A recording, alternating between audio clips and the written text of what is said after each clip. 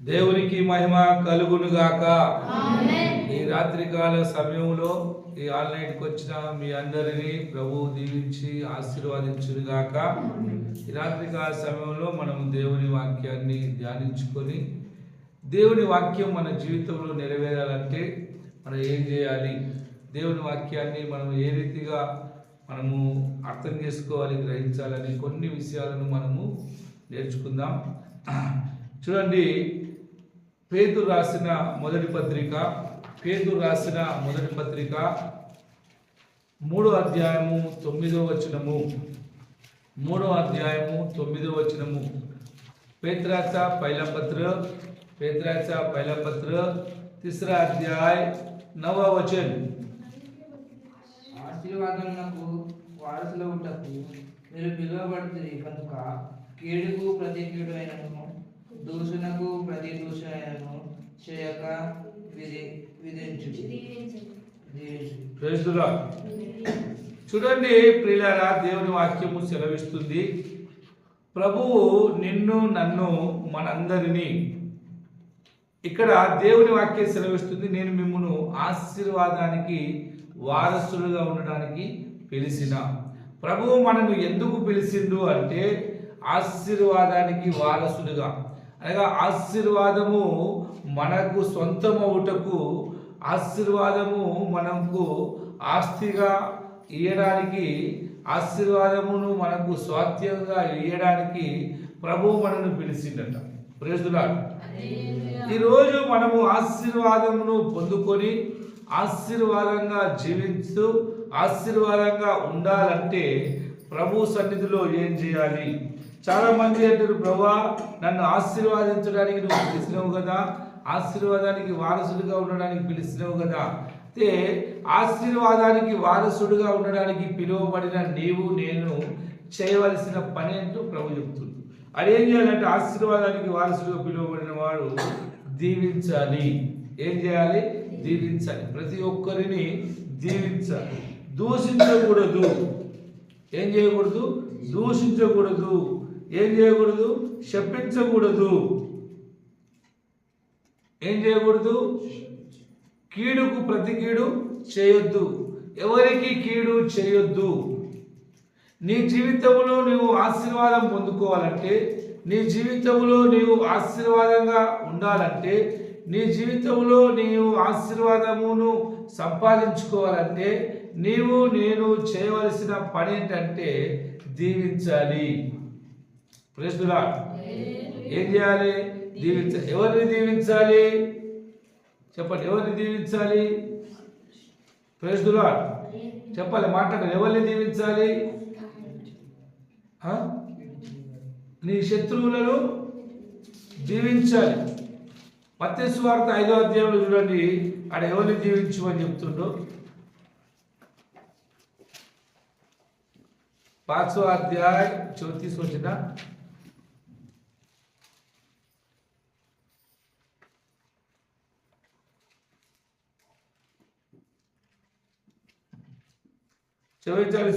నేను మీతో చెప్పినదేమనగా, మీరు పరలోకమందున్న మీ తండ్రికి కుమారులై ఉన్నట్లు మీ శత్రువులను ప్రేమించుడు, మేము హింసించు వారి కొరకు ప్రార్థన చేయడి. Praise the lord. చూడండి, శత్రువులను ప్రేమించి హింసించు వారి కొరకు ప్రార్థన చేయండి. ఏమని ప్రార్థన చేయాలంటే, ప్రభువా వారిని దీవించండి, వారు ఏం చేస్తున్నారో వాళ్ళకి తెలియదు కనుక వారిని క్షమించండి, దీవించండి.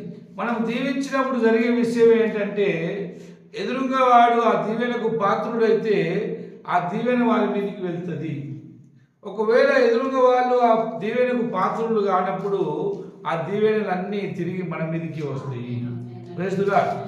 కాబట్టి ఏమంటున్నంటే, ఎవరిని దూషించొద్దు, ఎవరికి కీడు చెయ్యొద్దు, కానీ ఏం చేయాలి? దీవించాలి. నీవు ఆశీర్వాదాన్ని పొందుకోవాలంటే, చాలామంది ప్రతి ఒక్కరికి ఆశ ఉంటుంది, ఏమని? ఆశీర్వాదంగా ఉండాలి. ప్రతి ఒక్కరికి ఆశ ఉంటుంది ఏంటిది? మన ప్రతి అవసరతలు తీర్చబడాలి. ఫస్ట్ ఆఫ్ ఆల్ మనం దీవెనకరిగా జీవించాలి అంటే చేయవలసిన పని ఏంటంటే, హల్లెలూయా, చేయవలసిన పని ఏంటంటే దీవించడం నేర్చుకోవాలి. దేవుని నమ్మిన నీవు, ఆశీర్వాదానికి వారసుడమైన నీవు, అనేకులకు దీవెనకరంగా ఉండే నీవు చేయవలసిన పని ఏంటంటే దీవించాలి. ఎవరు నశించాలని నువ్వు కోరుకోవద్దు. ఎవడు కష్టాలలో పడిపోవాలని నువ్వు కోరుకోవద్దు. ఎవడు నాశనం కావాలని చెప్పేసి కోరుకోవద్దు. ఏం చేయాలి చెప్పండి? దీవించాలి. నిన్ను హింసించే వారైనా, నీ శత్రువులైనా, నీకు ఇబ్బంది కలగజేసేవారైనా, నీకు నష్టము చేసేవారైనా, నీకు కీడు చేసేవారైనా అడిగిన కీడుకు ప్రతి కీడు చేయొద్దు, దూషణకు ప్రతి దూషణ చేయొద్దు. దీవించుడి. దీవించుడి. ఏం చేయాలి?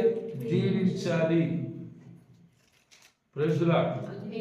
బైబిల్ చెప్తుంది, నీ పగవాడు ఆకలి కలిగి ఉన్నప్పుడు వారికి అన్నం పెట్టాలి. నీ పగవాడు దాహం కలిగి ఉన్నప్పుడు వారికి నీళ్ళు ఇవ్వాలి. నీవు దీవెన పొందాలంటే, నీవు సుఖ సంతోషము కలిగి ఉండాలంటే నువ్వు చేసే పని ఏంటంటే మేలే చేయాలి. ఏం చేయాలి చెప్పండి? మేలే చేయాలి. బైబిల్ చెప్తుంది, నీవు నీ కుటుంబము, నీ వంశము దీవెనకరంగా ఉండాలి. నీ భవిష్యత్తు ఆశీర్వాదకరంగా ఉండాలి. నీ భవిష్యత్తు దీవెనకరంగా ఉండాలి. నువ్వు సుఖంగా సంతోషంగా ఉండాలంటే ఏం చేయాలి చెప్పండి? హింసించే వారిని దీవించాలి.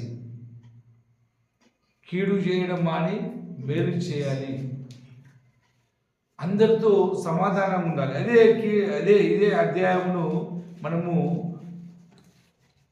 10-11 వచనం చూస్తే, నేను జీవమును ప్రేమించి మంచి దినములు చూడగోరు వాడు మంచి దినములు చూడగోరు వాడు చెడ్డదాన్ని పలకకుండా తన నాలుకను కపటపు మాటలు చెప్పకుండా తన పెదవులను కాచుకోవలను.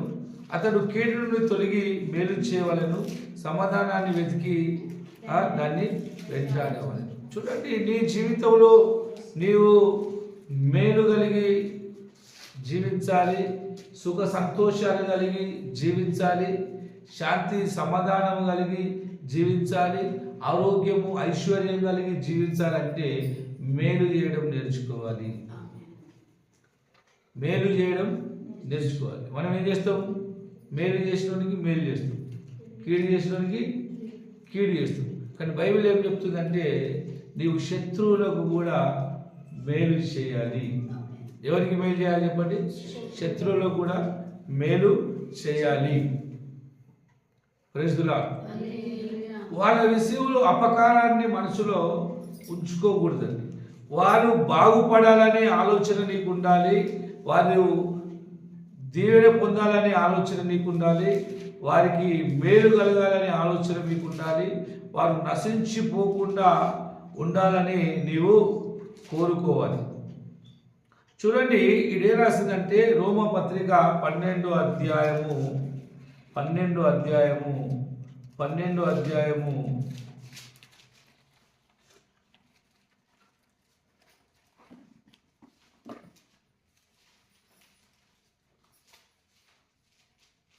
వచనం. కాబట్టి నీ శత్రువు ఆకలిగొని ఉంటే అతనికి భోజనం పెట్టుము, దప్పికొని ఉంటే దాహమిమ్ము. Praise the lord. హల్లెలూయా. ఇదేం చెప్తుందంటే, నీవు దీవించబడాలంటే, నీవు ఆశీర్వాదకరంగా ఉండాలంటే నువ్వు చేయవలసిన పని ఏంటంటే ఆకలి గురినోనికి అన్నం పెట్టాలి, దాహం కలిగిన వానికి నీళ్ళు ఇవ్వాలి. నాకేం చేసుకునేది? వాడేమన్నా చుట్టమా? మనం ఏమంటాం? వాడేమన్నా చుట్టమా? నా అయ్య చుట్టమా? నా అవ్వ చుట్టమా? నా బంధువా? నా పరిచయస్తుడా? నాకేంటి? హల్లెలూయా. అంటే వా, లేకపోతే అయ్యో పాపం ఆకలి అవుతుందంటే వానికి పెడదామని అంటమా? హలో, ఒక వ్యక్తి ఆకలి కలిగి ఉండి తల్లాడుతుండనుకో, నాకేం చేసుకునేది వాడు తల్లాడితే అని అంటమా? లేకపోతే అయ్యో పాపం ఆకలి అవుతుందంట కొంచెం సాయం చేద్దామంటమా? సపరేట్. ఏమంటావు? సహాయం చేయాలంటామా లేకపోతే నాకేంటంటమా? ఒకవేళ నువ్వు సహాయం చేస్తే మాత్రము దేవుడు నిన్ను ఆశీర్వదిస్తాడు. శత్రువు ఒకవేళ ఆకలితో ఉన్నా చెప్పండి, వాడిని ఖచ్చితంగా నీవు 21వ వచనం ఏమంటే, కీడు వలన జయింపక మేలు చేత కీడును జయించుము. కీడు చేసి జయించక మేలు చేత కీడును జయించాలి. దేవునికి మహిమ కలుగును గాక. దేవునికి మహిమ కలుగును గాక. అయితే దేవుడు బిడ్డలారా, దేవుడు మనల్ని ఆశీర్వాదానికి పాత్రుడుగా పిలిచింది కాబట్టి మనము ఎప్పుడు మనము ఏం చేయాలి చెప్పండి? మేలు చేసేవారిగానే ఉండాలి. ఏం చేసేవారిగా ఉండాలి? మేలు చేసేవారిగా.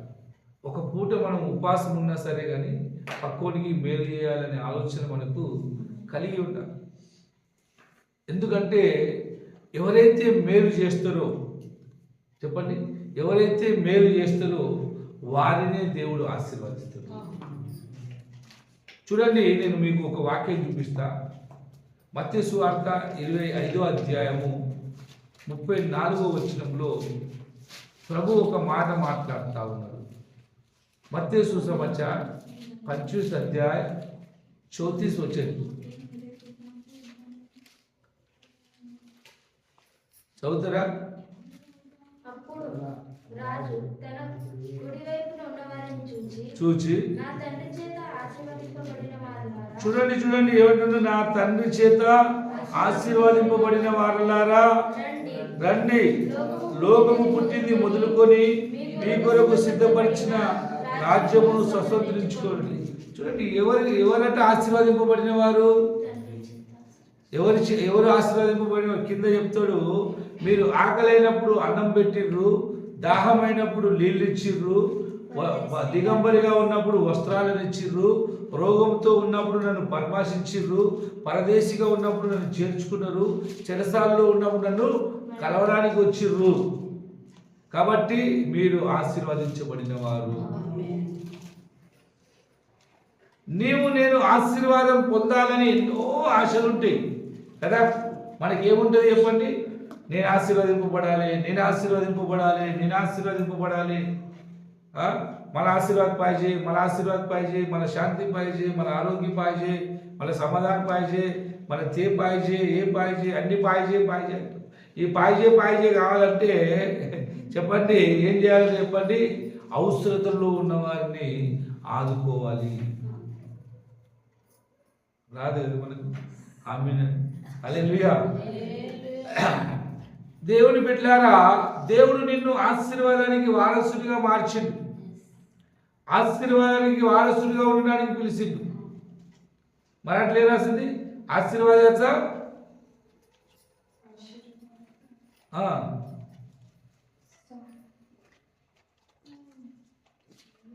తిన్నావు. पहिला पेत्रस 3:9.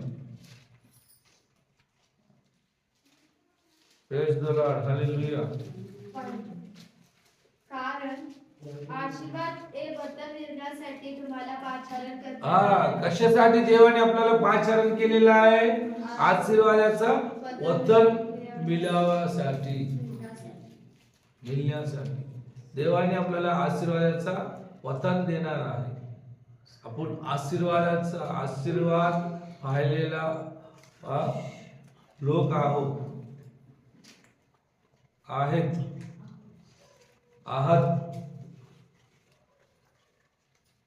आशीर्वाद आपल्याला पाहिजे म्हणजे आपण काय करायला पाहिजे? बरे करायचं, మేలు చేయాలి. కీడు చేసిన వానికి కీడు, దూషించిన వానికి దూషణ చేయకూడదు. హల్లెలూయా. ఏం చేయాలి? దీవించాలి, మేలు చేయాలి. నీ జీవితంలో నీవు సంతోషము సుఖము కలిగి బ్రతకాలి అంటే చెప్పండి. సంతోషము సుఖము కలిగి బ్రతకాలంటే, నెమ్మది కలిగి బ్రతకాలంటే మనం చేయవలసిన పని ఏంటంటే చెప్పాలి మేలు చేయాలి. ఆకలి కలిగిన వారికి అన్నము, దాహం కలిగిన వారికి నీళ్లు, వస్త్రం లేని వారికి వస్త్రము, అనారోగ్యంగా ఉన్న వారిని పరామర్శించడము, పరదేశులుగా ఉన్న వారిని చేర్చుకోవడము, చెరసాల్లో ఉన్న వారిని కలవడము, ఇటువంటి క్రియలు మనము చేసినప్పుడు దేవుడు మనను సమృద్ధిగా దీవిస్తాడు. బైబిల్ చెప్తుంది నీ భవిష్యత్తు ఆశీర్వాదకరంగా ఉంటుంది. ఏముంటుంది చెప్పండి? నీ భవిష్యత్తు ఆశీర్వాదకరంగా ఉంటుంది. ఆశీర్వాదము కావాలని ఆశ ఉంటుంది, కానీ ఈ కార్యాలు మనము చేయలేము. నేను ఒక 4-5 నెలలు ఎదురు చూసి ప్రార్థన చేసి మీకు ఒక మాట చెప్పిన, జ్ఞాపకం ఉందా మీకు ఎవరికైనా? ఒక 4-5 నెలల ముందు చెప్పిన, 4 నెలల ముందేమో చెప్పిన. నాకు దేవుడి మాట చెప్పిండు, కానీ చెప్పడానికి ధైర్యం కాలేక 2-3 నెలలు 3-4 నెలల సరి నేను వెయిట్ చేసి చెప్తున్నా అని చెప్పిన. జ్ఞాపకం ఉంది ఎవరికైనా? ఏంటి? ప్రతిరోజు మీరు కుటుంబంలో ప్రార్థన చేసుకొని ₹1, ₹2, ₹4 కాணிకలు వేసి ఆ కాணிకలు ప్రభు సన్నిధికి తీసుకురండి. అవి మనము బీదలకు, అవసరతల్లో ఉన్న వారికి ఇద్దాము. దాని ద్వారా దేవుడు మనల్ని ఆశీర్వదిస్తాడు అని చెప్పినది. జ్ఞాపకం ఉంది ఎవరికైనా? అప్పుడే సున్నితంగా మర్చిపోయాడు. మరి ఎంతమంది ఇచ్చిర్రు? దేవుడి స్తోత్రం. 2-3 ఇస్తున్నారు. నేను చెప్తున్నా, దేవుడు బీదలకు ఎవరైతే ఇస్తారో వారిని ఎన్నడూ విడిచిపెట్టడు. Praise the lord. వారిని ఎన్నడూ విడిచిపెట్టడు. కీర్తన 41:2-3 వాక్యాలు చూసుకుంటే అక్కడ ప్రభు చాలా దీవెనలు రాసిపెట్టిండు. చదువుతారు ఒకసారి. భజన సహిత 140 పైలా दूसरा तीसरा వచనం. బీదలను కటాక్షించువాడు ధన్యుడు. ఆపత్కాలమందు యెహోవా వారిని తప్పించును. యెహోవా వారిని కాపాడి బ్రతికించును. భూమి మీద వాడు ధన్యుడగును. వాని శత్రువులు ఇచ్చక నీవు వానిని అప్పగింపవు. రోగాశన మీద యెహోవా వానిని ఆదరించును. రోగము కలుగగా నీవే వానిని స్వస్థపరచుదు. ఆమేన్. హల్లెలూయా. చూడండి, ఇక్కడ బీదలను కటాక్షించువాడు ధన్యుడు. ఏంటంట? చదువుతారా? మంచి చదవండి, పూజలు. బీదలను కటాక్షించువాడు ధన్యుడు. ఆపత్కాలమందు యెహోవా ఆపదల నుండి యెహోవా వారిని తప్పిస్తాడు. యెహోవా వారిని కాపాడి బ్రతికించును. చూడండి, భూమి మీద వాడు ధన్యుడైతాడు. శత్రువుల ఇచ్చకు నీవు వాడిని అప్పగింపవు.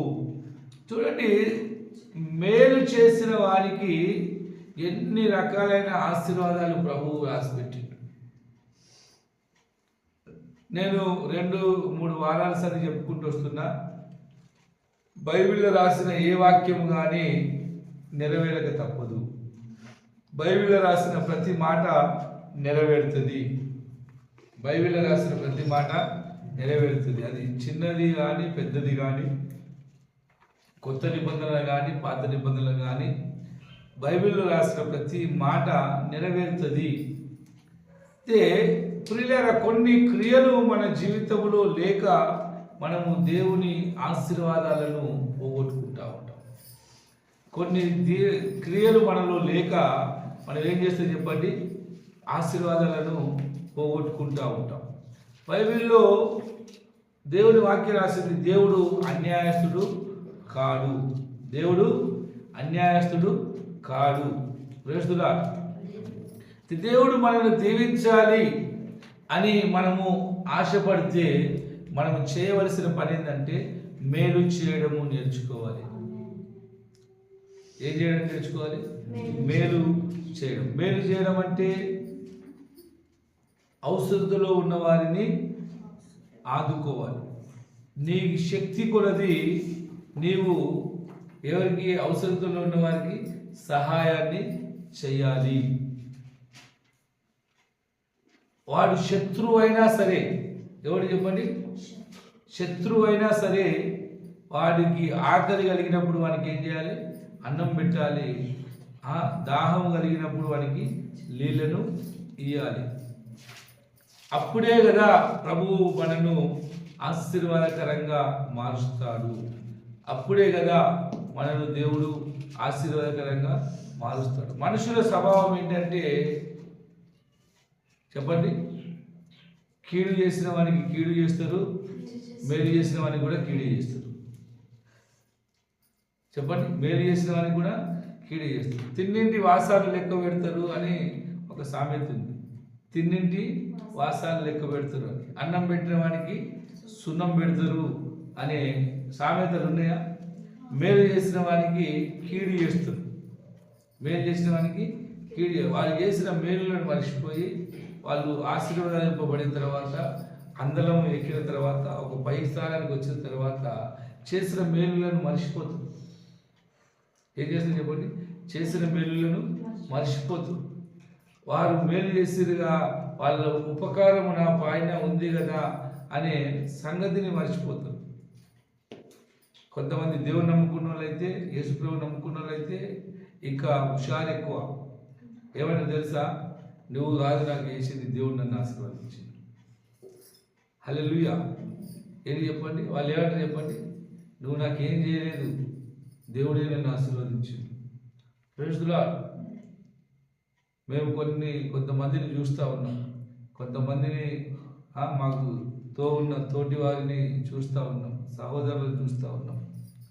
వారు ఆపదలో ఉన్నప్పుడు, కష్టంలో ఉన్నప్పుడు, తినడానికి తిండి లేని పరిస్థితిలో ఉన్నప్పుడు, కష్టకాలంలో ఉన్నప్పుడు వారి పక్కన నిలిచి వారిని ధైర్యపరిచి వారి కొరకు ప్రార్థన చేసి వారి సమస్యల్లో నిలబడి వారికి తోడుగా నిలబడి అన్ని విధాలుగా చేయదగిన సహాయాలు చేసి అన్ని విధాలుగా ఇది చేస్తే ఇప్పుడు అన్ని విధాలుగా ఆశీర్వాదింపబడి డబ్బులు సంపాదించుకొని గొప్పవారిగా అయిపోయిన తర్వాత వాళ్ళకు మేము మీకు సహాయం చేసినామని అంటే కోపం వచ్చేస్తుంది వాళ్ళకు. ఏంటో తెలుసా? ఎవరు చేయలేదు, నన్ను దేవుడు నిలబెట్టిండు, నాకు దేవుడు ఆశీర్వాదించిండు. హల్లెలూయా.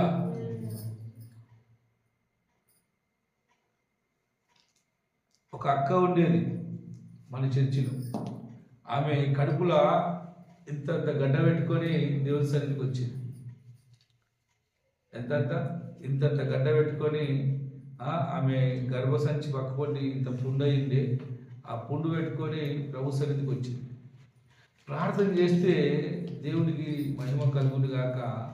ఆ పుండు మానిపోయింది. అర్థమైందా? ఆ పుండు మానిపోయింది. వాళ్ళ ఇల్లు 8x8 రూమ్ ఉండే. ఎంత చెప్పండి? 8x8 రూమ్ ఉండే, చిన్న రూమ్ ఉండే. వాళ్ళ ఇంటికి వెళ్తే కచ్చరకుండి ఇల్లు రెండు ఒక తీరే కనబడుతుంది. మొత్తం ఇల్లంతా ఇల్లు మసి పట్టినట్టు ఉంటుంది. ఎందుకంటే వాళ్ళు కట్టెల మీద వండుకుంటారు. వాళ్ళు బట్టలు పెట్టుకోవడానికి జాగలేక ఒక చీరలో ముల్లె కట్టుకొని ముల్లెలు పక్కకు పెట్టుకుంటుంది. భయంకరమైన స్థితి. అటువంటి స్థితిలో వాళ్ళు ప్రభు దగ్గరికి వచ్చిర్రు. ప్రార్థన చేసిన తర్వాత ప్రభు ఆశీర్వదించిండు. వాళ్ళ స్థితిగతులను మార్చేసిండు. వాళ్ళకు ముల్లె కట్టుకునే పెట్టుకునేటోళ్ళకు దేవుడు మంచి బీరు ఇచ్చిండు. కట్టెల మీద వండుకునేటోళ్ళకు మంచి గ్యాస్ స్టవ్ ఇచ్చిండు. ఇంత రూములో ఉండేటోళ్ళకు మంచి గరుకులు ఇచ్చిండు. అన్ని రకాలుగా దేవుడు ఇచ్చిండు, సమృద్ధి ఇచ్చిండు. ఆడ పబ్లిక్ సంఘాలలో పోయి లైన్ బట్టి ఆడ వచ్చేటోళ్ళకు మంచిగా ఇంట్లోనే అన్ని సౌలతులను ఇచ్చిండు. అన్ని రకాలుగా ఇచ్చిండు. తింటందుకు తిండి సరిగా గతి లేని వాళ్ళకు దేవుడు సమృద్ధి అయిన దీవెనలు ఇచ్చిండు. అన్ని ఇచ్చిన తర్వాత, అన్ని చేసిన తర్వాత ఓ రోజు దేవుడు నిన్ను ఆశీర్వాదించిన ఆశీర్వాదాన్ని నువ్వు మర్చిపోవద్దు. దేవుడు నిన్ను ఏ స్థితి నుండి తెచ్చిండో ఆ స్థితిని నువ్వు మర్చిపోవద్దు. అంటే మేము కష్టపడి సంపాదించుకున్నాం, దేవుడు ఏమి ఇచ్చిండా? మేము పని చేస్తేనే మాకు దొరికింది, ఉత్తగానే వచ్చిందా అని చెప్పేసి దేవునికి దైవజనులకు వ్యతిరేకంగా మాట్లాడింది. ప్రేస్తులా దేవునికి మహిమ కలుగును గాక. వాళ్ళ దగ్గర ఏం డబ్బు అడగలేదు, మనము ఆస్తి అడగలేదు, ఏం అడగలేదు. ఒకటే ఏంటంటే దేవుడు నిన్ను ఏ స్థితి నుండి రక్షించిండో ఆ స్థితిని మరవద్దు. దేవుడు నిన్ను ఏ పరిస్థితి నుండి తీసుకొచ్చిండో ఆ స్థితిని మరవద్దు. నేను మొన్న వాక్యం వింటున్నా, లైవ్లో వాక్యం వింటున్నా. మదనపల్లి రాజశేఖర్ గారని ఒక దైవజనుడు, ఆయన 40 లక్షలు పెట్టి ఒక జాగను కొని ఆ జాగలో ఒక పెద్ద మందిరాన్ని కట్టిండు. దాని ఖరీదు ఇప్పుడు దాదాపుగా 7 నుండి 8 కోట్లట, ఓన్లీ ఆ జాగ ఖరీదు. ఆ మందిరము కలిసి అంతా లెక్క పెడితే 14-15 కోట్ల ఆస్తి అవుతుందట. అయితే ఆయన ఏమన్నాడు తెలుసా, ఆ రోజు ఆ చర్చి ఓపెనింగ్ రోజు ఏమన్నాడు తెలుసా, ఈ ఒక వైభవాన్ని, ఈ కోట్ల ఆస్తిని చూసి నేనేమో గొప్పోడిని, మంచోడిని, ఒక ఉన్నత స్థితిలో ఉన్నోడిని అని చెప్పేసి మీరు అనుకోవద్దు. నేను ఈ సేవ ప్రారంభించినప్పుడు నాకు ఇంటి కిరాయి కట్టలేక నేను ఎన్నో ఇళ్ళు తిరిగినా, ఇంట్లో తింటందుకు ఉండేది కాదు.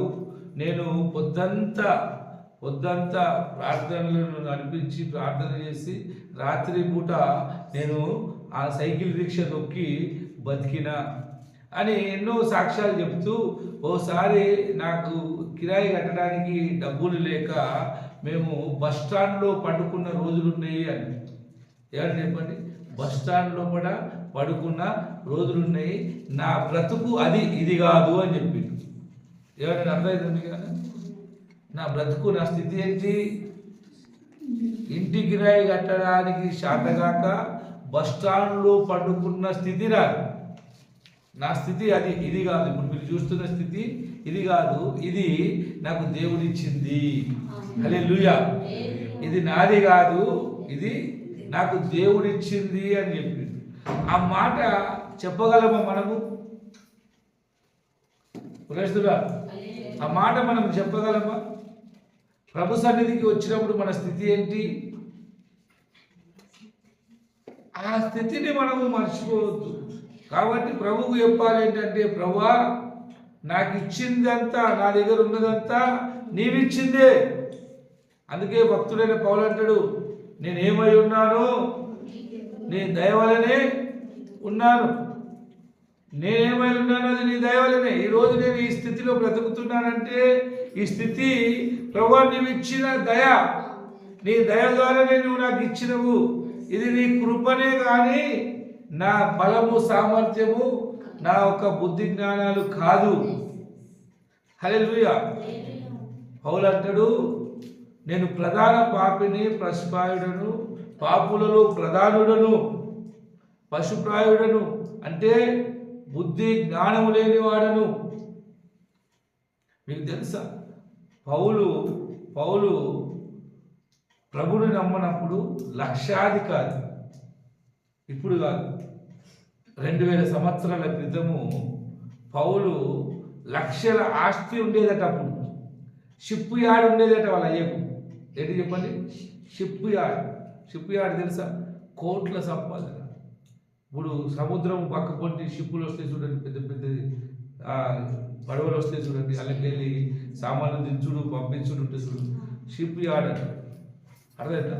అది ఉన్నవారు మాత్రం కోట్ల సంపాదన ఉంటుంది.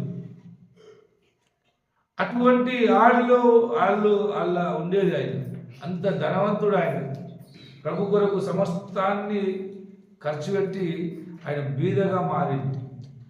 ఆయన ఏమంటే తెలుసా, నేను పశుప్రాయుడను. మీకు తెలుసా, సకల విద్య ప్రవీణుడు, ధర్మశాస్త్రోపదేశకుడు, ధర్మశాస్త్రాన్ని బట్టి నేను అనింద్యుడను అంటాడు.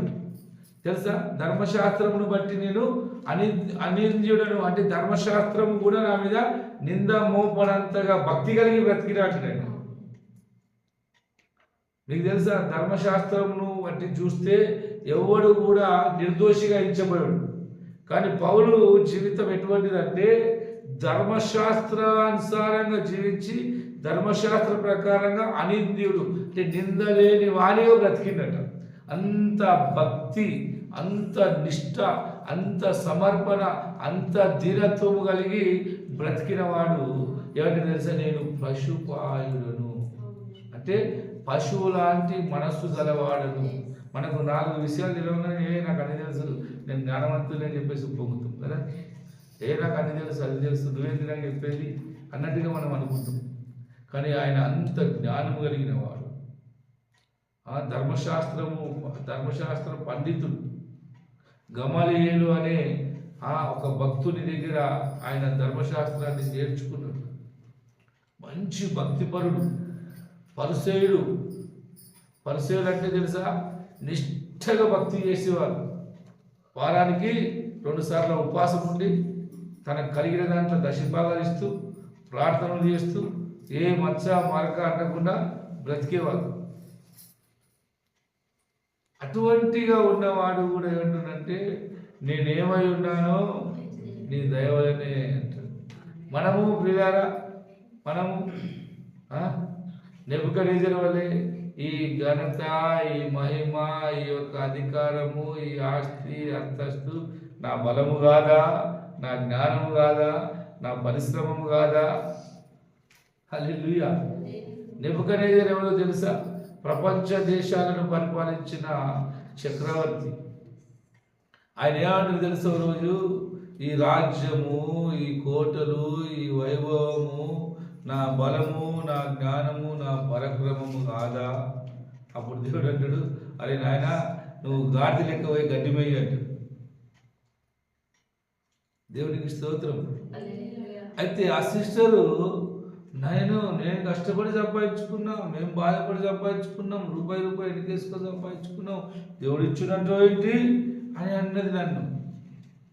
దేవానికి స్తోత్రం నాయన అన్న ప్రార్థన చేసిన, నేనేమనలేదు. అదే 15 రోజులు 2 రోజులల్లా మళ్ళా ఆమె కడుపు నొప్పి లేచి దవాఖానికి వెళ్ళిన తర్వాత స్కానింగ్ తీస్తే అలా ఏం కనబడ్డదంటే, ఒక పుండు ఉండేది ఫస్ట్, ఆ పుండు తక్కువైంది, దాని పక్కపోటీ ఇంకొక పుండు చాలింది. అంటే ప్రార్థన ద్వారా తక్కువైంది పుండు, అది దేవుడు స్వస్థపరిచింది. కానీ అప్పుడు ఆమె ఎప్పుడైతే నా జ్ఞానము, నా బలము, నా తెలివి అనుకుందో, అది అక్కడ పక్కపోటీ ఇంకొక పుండు చాలింది. దేవుడు బిడ్డలారా, మనం ఎన్నడూ గర్వపడకూడదు. మనం ఆశీర్వాదకరంగా జీవించాలంటే తగ్గించుకోవాలి. బైబిల్ చెబుతుంది, తన్ను తాను తగ్గించుకున్నవాడు హెచ్చింపబడును, హెచ్చించుకున్నవాడు తగ్గింపబడును. కాబట్టి మనము హెచ్చింపబడాలి, మనం ఆశీర్వాదించబడాలి, దీవించబడాలి, అభివృద్ధి పొందాలి అంటే మనం చేయవలసిన పని ఏంటంటే, మనము దీవించాలి, కీడు చేయొద్దు. రెండోది, గర్వపడొద్దు. ఎంత ఉన్నా ఏమి లేనట్టుగానే ఉండాలి. Praise the lord. మనకున్నది మనము దేవుని ముంగట చూపించకూడదు. Praise the lord. హల్లెలూయా. దావీదు ఆ రోజు ఏమంటాడు, రోజు తెలుసా, అయ్యా నీవు నాకు ఇచ్చిన దాంట్లో నేను కొంత నీకు ఇస్తున్నా. ఈ దావీదు రాజు ఎవరు తెలుసా?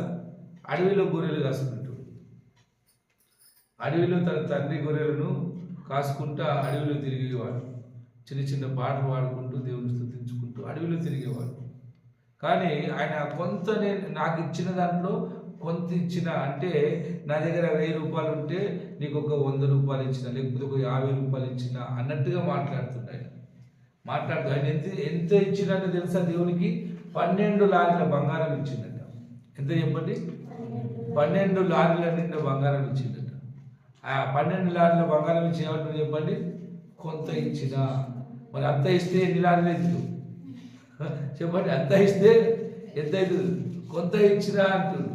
అంటే కొంత ఇచ్చిన అంటే ఇంకెంత ఉందో అవుతాడ. నేను చెప్తున్నా, నాకు అనిపిస్తుంది 1000 రూపాయలకి వెళ్ళి ఆయన 10 రూపాయలు ఇచ్చిండో, లేకపోతే 20 రూపాయలు ఇచ్చిండో, 5 రూపాయలు ఇచ్చిండు. అంతిస్తే అంటే ఆయన ఎక్కడికి వెళ్ళి ఎక్కడికి వచ్చింది చెప్పండి? అడవిలో గొర్రెలు కాసుకునేటోడు లారీల టన్నుల బంగారంను సంపాదించగలిగిన శక్తికి వచ్చేసింది. అతని కొడుకు రోజులల్లో ఎండి వాళ్ళ దేశంలో రాళ్ళ లెక్క ఆడాడ కుప్పలు కుప్పలు పడ్డదట. అర్థమైందా? ఇప్పుడు మనం మట్టి కుప్పలు ఎట్లుంటాయో రాళ్ళ కుప్పలు ఎట్లుంటాయో అట్లా వాళ్ళ దేశంలో ఎండి అంతా ఆడాడ కుప్పలు కుప్పలు వేసేదట. ప్రజల దేవుడు ఆశీర్వదిస్తే అద్భుతంగా ఉంటుంది. ప్రజల చెప్పండి, దేవుడు ఆశీర్వదిస్తే అద్భుతంగా ఉంటుంది. నువ్వు ఏడే చేయేస్తావో దాన్ని దీవెనకరంగా మార్చేస్తావు. నువ్వు ఏడ చేయి పెడతావో దాన్ని దీవెనకరంగా మార్చేస్తావు. నువ్వు ముట్టుకున్నవన్నీ ఆశీర్వాదకరంగా మార్చేస్తావు. నువ్వు చేయాలనుకున్న ప్రతి పనిలో నువ్వు జయం పొందుకుంటావు. కారణం ఏంటంటే నీవు దీవించబడడానికి పిలువబడ్డవు. ఎందుకు పిలువబడ్డవు చెప్పండి? ఆశీర్వాదానికి వారసుడిగా పిలువబడ్డవు. అంటే ఆశీర్వాదము నీ పైన నిలిచి ఉండాలి, ఆశీర్వాదము నీవు అనుభవించాలి, ఆశీర్వాదము నీకు స్థిరంగా ఉండాలంటే నువ్వు చేయవలసిన పని ఏంటంటే మేలు చేయడం నేర్చుకోవాలి. ఏం చేయడం నేర్చుకోవాలి? మేలు చేయడం నేర్చుకోవాలి. ఏనాడు కీడు చేయొద్దు, ఏనాడు కీడు చేయొద్దు, ఏనాడు కీడు చేయొద్దు, ఏనాడు కీడు చేయొద్దు. కీడు చేసిన వాళ్ళకు కూడా కీడు చేయొద్దు. కానీ చాలామంది ఎట్లుంటారంటే మేలు చేసిన వాళ్ళకు కీడు చేస్తారు. మనుషులు ఏం చేస్తారు చెప్పండి? మేలు చేసిన వాళ్ళకు కీడు చేస్తారు. మేలు చేసిన వాళ్ళకి కీడు చేసిన వాళ్ళకి కూడా మేలే చేయమంటాడు దేవుడు. మేలు చేసిన వాళ్ళకి ఇంకేం చేయాలి? రెండంతలుగా మేలు చేయాలి. ప్రేసులా మనము దీవెనకరంగా జీవించాలంటే చేయవలసిన పని ఏంటి చెప్పండి? దీవించాలి, మేలు చేయాలి. దీవించాలి, మేలు చేయాలి. అవసరతల్లో ఉన్నవాన్ని మనము ఆదరించాలి. ఆకలి కలిగిన వారికి అన్నం పెట్టాలి, దాహం కలిగిన వారికి నీళ్ళు ఇవ్వాలి, వస్త్రం లేని వారికి వస్త్రాన్ని ఇవ్వాలి. నీ శక్తి కొలది నీవు ఇస్తూనే ఉండాలి. అప్పుడే దేవుడు నిన్ను అభివృద్ధిపరిచి ఆశీర్వదిస్తాడు. ఆమేన్, హల్లెలూయా. చూడండి, ఫిలిప్పీలకు రాసిన పత్రిక 4వ అధ్యాయము 18-19 వచనము ఏం సెలవిస్తుందో ఒకసారి చూద్దాం. ఫిలిప్పీలకు రాసిన పత్రిక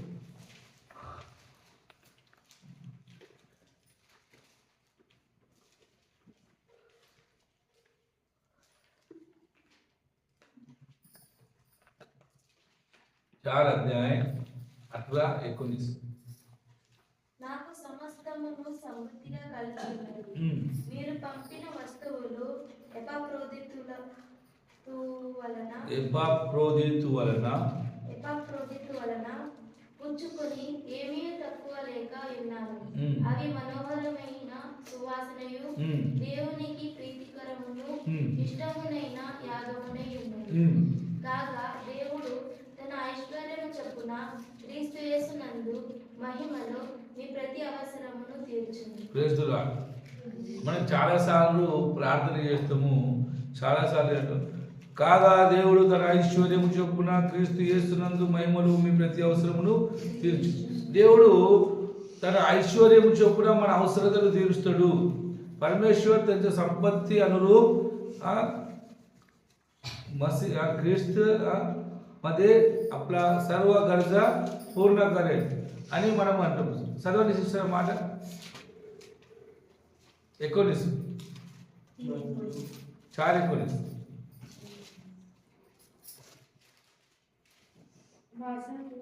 माझा देव आपल्या संपत्ती अनुरूप तुमचं सर्व गरज ख्रिस्त येशूच्या ठायी గౌరవాचे द्वारे ఈ మాట చదువుతాం. కానీ ఎప్పుడు దేవుడు మన అవసరతలను తీరుస్తాడంటే ఇక్కడ కింద రాసింది మనము ఇచ్చినప్పుడు ఇయ్యకుండా అవసరతలు తీర్చబడవు. మనం ఇయ్యకుండా అవసరతలు తీర్చబడవు. మనం ఇయ్యకుండా మన అక్కరలు తీర్చబడవు. ఎప్పుడైతే మనం ఇయ్యడం నేర్చుకుంటామో అప్పుడు మన ప్రతి అవసరతలను యేసుక్రీస్తు మహిమలో దేవుని ఐశ్వర్యము చొప్పున చెప్పండి మన ప్రతి అవసరతను తీరుస్తాడు. Praise the lord. హల్లెలూయా. దేవునికి మహిమ కలుగును గాక. దేవుడు మన అవసరతలు తీర్చాలంటే, దేవుడు మన అక్కర్లు తీర్చాలంటే, దేవుడు మనకు కావలసినవన్నీ మనకి ఇవ్వాలంటే మనకు కలిగిన దాంట్లో మనము ఇయ్యడం నేర్చుకోవాలి. చూడండి, ఇక్కడ ఈ ఫిలిప్పీ సంఘస్థులు, ఈ ఫిలిప్పీ కరస్ పత్రలో ఉన్న విశ్వాసులు ఏం చేసినట్టు తెలుసా?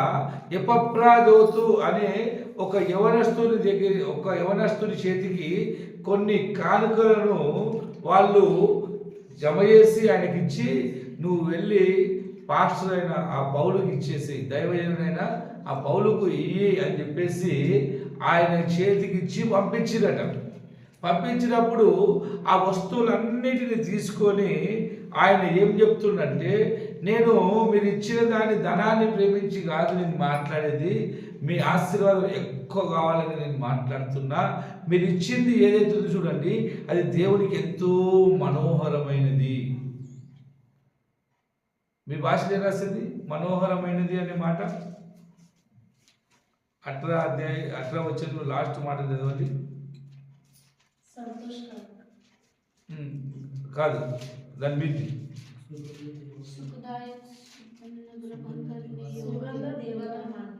సుగంధ దేవాల మాన్య అని సంతోషకారక్. చూడండి, దేవుడు దేన్ని బట్టి సంతోషపడుతుందంటే ఇస్తున్న దాన్ని బట్టి సంతోషపడుతుండు. మనందరికీ ఆశీర్వాదం పొందాలని ఆశలు ఉంటాయి, మనందరికీ దీవెన పొందాలని ఆశలు ఉంటాయి, మనందరికీ అభివృద్ధి పొందాలని ఆశలు ఉంటాయి, మనందరం గొప్పవాళ్ళం కావాలని ఆశపడతాం. ప్రతి ఒక్క మనిషికి నేను బాగుండాలి అని ఆశ ఉంటుంది. కానీ ప్రభు అంటుండు, నీవు బాగుండాలి, నీవు ఆశీర్వదింపబడాలి, నీ అవసరాలు తీర్చబడాలి, నీ అక్కర్లు తీర్చబడాలంటే నీవు చేయవలసిన పని ఏంటంటే, నీకు కలిగిన దాంట్లో దేవునికి ఇయ్యడం నేర్చుకోవాలి. నీకు కలిగిన దాంట్లో ప్రభు అప్పులు చేసి ఇవ్వనడు. 5,000 మందికి ప్రభువు భోజనం పెట్టినప్పుడు ఏమన్నా చెప్పండి, మీ దగ్గర ఏముంది అన్నాడు. చెప్పండి, ప్రభు ఆకాశం నుండి చెప్పండి రొట్టెలు కురిపించలేడా? అక్కడ ఉన్న రాళ్ళను తీసుకొని రొట్టెలు చేయలేడా? ప్రభు ఒక మాట పలికితే అద్భుతాలు జరిగాయా? కానీ ప్రభు ఏమంటుండంటే, నీ జీవితంలో ఆశీర్వాదం నువ్వు పొందాలంటే, నీ జీవితంలో నువ్వు దీవెన పొందాలంటే, నీ జీవితంలో నువ్వు అభివృద్ధి పొందాలంటే, దేవుని మహిమను నువ్వు చూడాలంటే నీ దగ్గర ఏముంది? ప్రభు ఏంటో చెప్పండి, నీ దగ్గర ఏముంది? నీ దగ్గర ఉన్నది నా దగ్గరికి తీసుకురా, నేను దాన్ని ఆశీర్వదించి మళ్ళీ నీకే ఇస్తా. హల్లెలూయా. మన దగ్గర ఉంది మనం దాచిపెట్టుకుంటే అది పాసిపోతుంది, మురిగిపోతుంది, పాడైపోతుంది. కానీ అది మనము దాచిపెట్టుకోకుండా మనం ప్రభు దగ్గరికి తీసుకొస్తే ప్రభు దాన్ని ఆశీర్వదించి మనకు అవసరం ఉన్నప్పుడు తగిన సమయంలో దాన్ని తీసుకొచ్చి మళ్ళీ మనకి ఇస్తారు. Praise the lord. మీకు ఒక మాట తెలుసా? మనము పిడికెడు విత్తనాలు విత్తినప్పుడు అది సమృద్ధి అయిన పంటనిస్తుంది. ఒకవేళ నువ్వు పిడికెడు విత్తనాలు విత్తకుండా ఆ విత్తనాలను నువ్వు దాచిపెట్టుకుంటే అవి పిడికడే ఉంటాయి, కొద్ది రోజులైతే అవి పురుగులు పడతాయి, ఆ తర్వాత పాడైపోతాయి. కానీ అవి తీసుకెళ్ళి నువ్వు పొలంలో విత్తినప్పుడు కొద్ది రోజుల తర్వాత ఆ పిడికెడు చెప్పండి సంచుల లోనికి మార్చబడతాయి. అవి మల్టిప్లై అవుతాయి, అభివృద్ధి పొందుతాయి. దేవుని వాక్యం సెలవిస్తుంది, ఇయ్యకుండా మన అవసరతలు తీర్చబడవు. హల్లెలూయా. నేను చెప్పేది ఏంటంటే, మీరు ఇస్తలేరు అని కాదు నేను చెప్పేది. ఇప్పుడు నేను ఈరోజు నేను చెప్పేది ఏంటంటే, ఈ కొన్ని వాగ్దానాలను మనం ఓన్లీ వాగ్దానాన్ని పట్టుకుంటాం, ఆ వాగ్దానం అనుకున్న ఆ మాటలను మనం మర్చిపోతాం. ఈ చాలామంది క్రైస్తవులైన వారు చెప్తున్నా, యేసు ప్రభు నమ్మిన వారు, మీకు తెలుసో తెలియదు కానీ ఈ 19వ వచనాన్ని భలే మాట్లాడతారు. ఏమంటే దేవుడు కాగా దేవుడు తన ఐశ్వర్యము చొప్పున క్రీస్తు యేసునందు మహిమలో మీ ప్రతి అవసరతను తీర్చు. దేవుడు తన మహిమలో ప్రతి అవసరతను తీరుస్తాడు. తన ఐశ్వర్యం చొప్పున తన ఆస్తి పాస్తుల్లో నుండి దేవుడు మన ప్రతి అక్కర్ను తీరుస్తాడని చెప్తాడు. కానీ ఎవరికి తీరుస్తాడు, ఎప్పుడు తీరుస్తాడు అనే మాటను చెప్పరు. కనుక ఈరోజు క్రైస్తవ సమాజము దీవెన పొందకుండానే బ్రతికిపోతుంది. ఈ వాగ్దానాన్ని నెరవేర్చకుండానే బ్రతికిపోతుంది. ఎవడైతే దీన్ని అర్థం చేసుకుంటాడో వాడు మాత్రమే ఆశీర్వదింపబడతాడు. ఎవడైతే దీన్ని అర్థం చేసుకుంటాడో వాడు మాత్రమే దీవించబడతాడు. దీన్ని అర్థం చేసుకునే వాళ్ళు అభివృద్ధి పొందలేరు. నువ్వు ఓన్లీ ఒక్క వాక్యాన్ని పట్టుకొని నువ్వు 10 రోజులు, నెల రోజులు, 6 నెలలు, సంవత్సరం, 10 సంవత్సరాలు ప్రార్థన చేసినా నీకేం దొరకదు. కానీ దాని మీద ఉన్న వచనాన్ని నువ్వు నెరవేరుస్తే కొద్ది రోజుల్లో కూడా నువ్వు దీవించబడతావు. Praise the lord. Hallelujah, hallelujah. ఇంకొక మాట మనం వాడుకునే మాట, మనం ఎప్పుడు వాడుకునే మాట నేను ఇంకొకటి చెప్తా. దాంట్లో ఉన్న ముందు మాటను మర్చిపోయి ఆ కింది మాటలను మనం ఎప్పటికీ వాడుకుంటాం. చూడండి, ద్వితీయోపదేశ కాండము 28వ అధ్యాయము 1 నుండి మనం చూసుకుంటే అక్కడ కింద ఏం రాసిందంటే దాదాపు 10 నుండి 14 వాగ్దానాలు ఉన్నాయి.